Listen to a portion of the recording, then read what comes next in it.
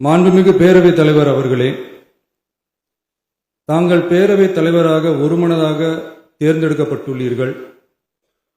தங்களை இந்த ஆசனத்தில் மாண்புமிகு பேரவை முன்னவரும் எதிர்க்கட்சி தலைவரும் தங்களுடைய கரங்களை பிடித்து அழைத்து சென்று அமர வைத்தார்கள்.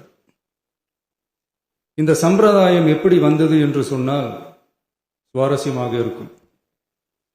பெரிய வரலாறு சம்பவத்தில் உள்ளது. இங்கிலாந்து நாட்டில் உள்ள பாராளுமன்ற நடைமுறைகளை போன்றதே நம்முடைய பாராளுமன்ற நடைமுறைகளும். மன்னராட்சி இருந்த காலத்திலேயே அங்க பாராளுமன்றம் இயங்கியுள்ளது. அக்காலத்தில் அனைத்து அதிகாரங்களையும் பெற்ற மன்னரும் இருந்தார், பாராளுமன்றமும் இயங்கியது. அங்கே மன்னர் ஒரு பணியை செய்ய வேண்டும் என்று விரும்புவார்.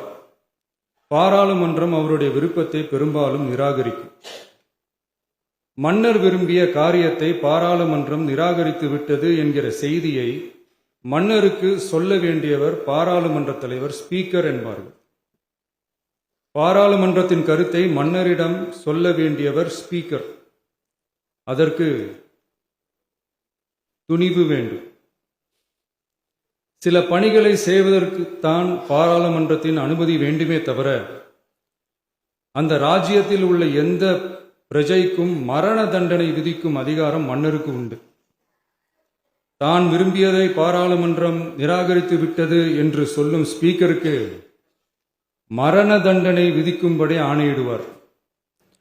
தலையை வெட்டி விடுங்கள் என்று ஆணையிடுவார்கள். இது பலமுறை நடந்ததால் யாருமே இந்த ஸ்பீக்கர் பதவிக்கு வர விரும்ப மாட்டார்கள். எனவே புதிதாக பாராளுமன்றம் அமையும் போது ஸ்பீக்கர் பதவிக்கு ஒருவர் அறிவிக்கப்பட்டவுடன் அவர் உடனே தலை தப்பித்தால் போதும் என்று ஓட்டம் பிடிப்பார். அணை முன்னவரும் எதிர்க்கட்சி தலைவரும் அவரை தடுத்து நிறுத்தி அவர் கைகளை பிடித்து இழுத்து வந்து ஆசனத்தில் அமர வைப்பார்கள். இதுதான் அந்த காலத்தில் இருந்து வந்த மரபு. ஜனநாயக முறை ஏற்பட்ட பிறகும் இம்மரபு தொடர்கிறது.